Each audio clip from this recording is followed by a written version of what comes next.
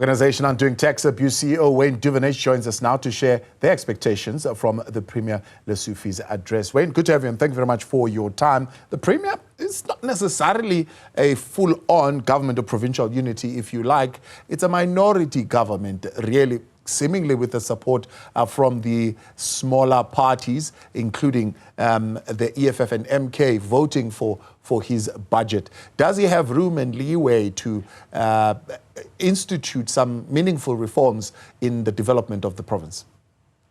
Well, we hope so.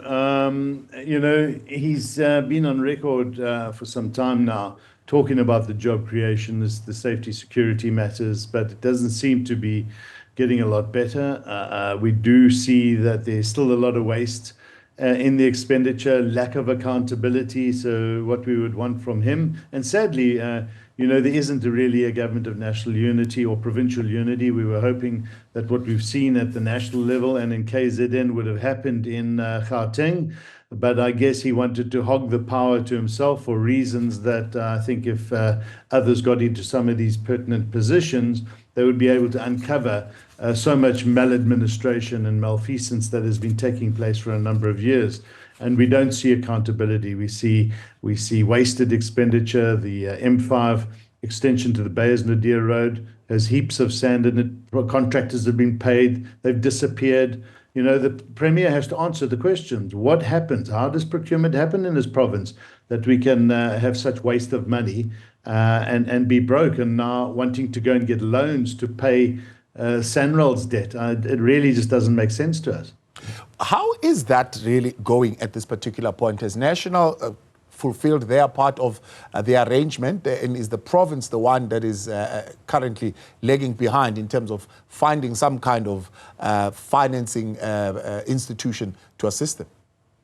Yeah, look, National Treasury gives Sanral up to 15 billion rand a year anyway. They funded 26 billion rand to the Gauteng Freeway Improvement Project already. So they are the people that need to bail Sanral out. Sanral got themselves and this country, ourselves, you and I, into this mess.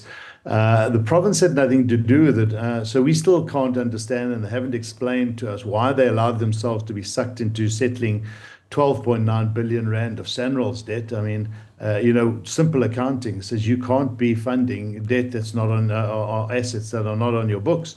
And then on top of it, they committed to funding 4.5 billion rand of maintenance on roads that aren't on their books. So it really, we're still in the dark about, firstly, how they allowed the province to get sucked into this. And secondly, now they want to go and raise funds or try and introduce new revenue generating mechanisms, which we need anyway for the province for all the other work, to settle this debt. We have a serious crisis in the social development part of the province. The Premier has promised to fix these problems. They cut those budgets. Vulnerable people are suffering every day as a result of it. And he hasn't addressed it. They haven't fixed this problem. All he can do is blame other people before him for getting the province into this problem. That's not how you run a province. You take ownership of the problems and you deal with them, and he hasn't done that. One of the programs that he would have been a champion of, certainly, is the Nasispani program. The DA says it was an electioneering campaign. Have we had a glimpse into the use of the funds in that particular program and whether or not it has certainly created the kind of effect that the Premier was hoping to? I mean, we saw the statistics of Q2, Labour Force, showing that most of the jobs that were created in the services sector, which would include some jobs created by government in the hundreds of thousands.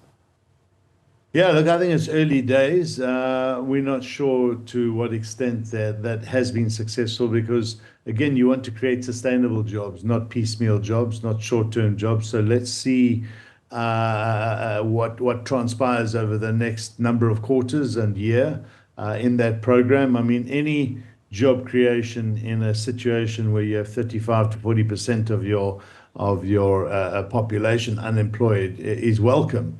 But how sustainable, how meaningful is it, and what are the long-term trajectories of these jobs?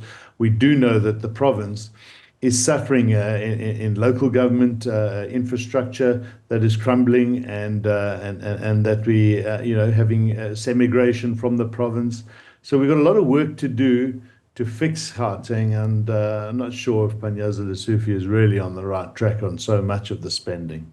And the other, of course, is the Premier having, according to his executive, taken the responsibility to deal with the crime situation and placed it at his office. And that program, of course, showing itself, for example, through crime prevention wardens. He has bought some helicopters. He has put some CCTV cameras and so on and so forth. Is that good spend of public funds? You know, crime is another problem that we have. Is it effective? Are we getting the return on that investment? I'm not so sure. Again, the time will tell, but hopefully he's engaging with the professionals that are going to deal with crime at the sources of crime that impacts on the economy, such as the construction mafia. What is he doing in that regard? We know the president has raised this as a serious concern and a hindrance to economic development. So I'm not sure whether he has been very effective. We need to see the numbers. We need to see tangible evidence. I think there's a bit of clutching at straws, and I'm not sure they're budgeted properly for this expenditure. Yeah. If really the Premier was to say something of substance and not make empty promises, as some believe will be the case with the State of the Province address tomorrow, what would be the priority areas? I mean, we've already highlighted some major challenges at health, civil society, worried about the cancer, the treatment of cancer patients, and how that contract is being handled. But there are also other challenges that have also emerged, especially in the health space. Yes, I mean, health is critical. We've seen a lot of wrongdoing in the health department. We've seen very little accountability. And to build trust between government and citizens, one needs to see accountability of the wrongdoing. And very little has happened, right from the PPE. I know it was before his time, but he's still here and he's got to deal with these matters that he inherits.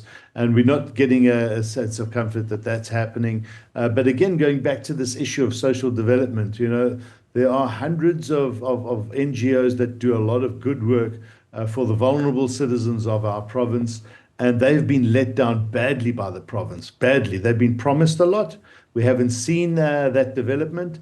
And the NGOs that are doing the extremely important work on behalf of government that need to be supported by the government have been let down badly.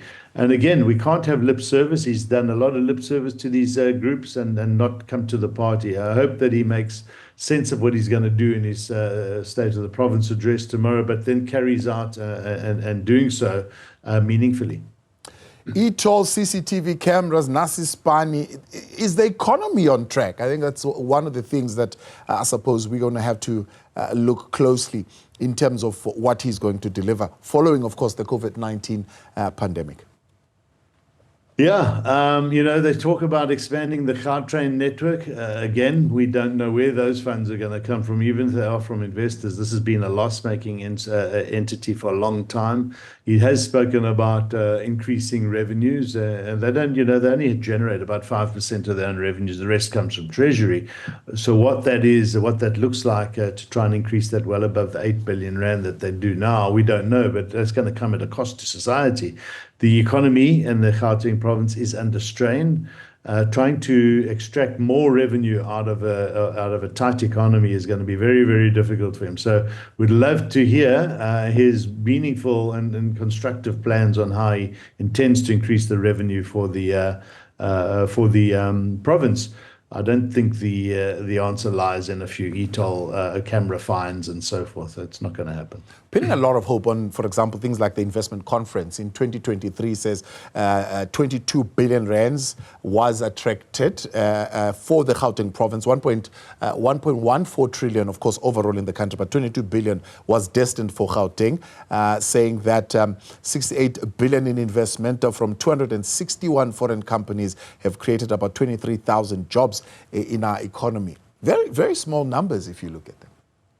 Very small, especially when you compare it to the Western Cape and what's happening down there. Obviously, there's immigration, but people are going to move where the values of their properties and the quality of their lives increases. So the Gauteng province has to do a lot of work, not only in what they do in their spend, but to have strong oversight in the failing local economies. So if you look at a place like Mfuleni, it's been under administration how many times?